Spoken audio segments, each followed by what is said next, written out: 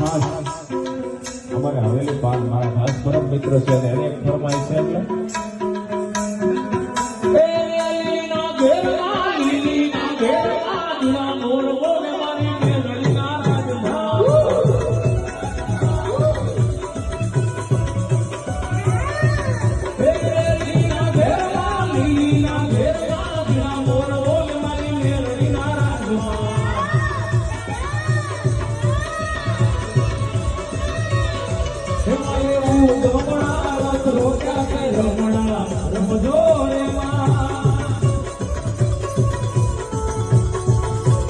Oh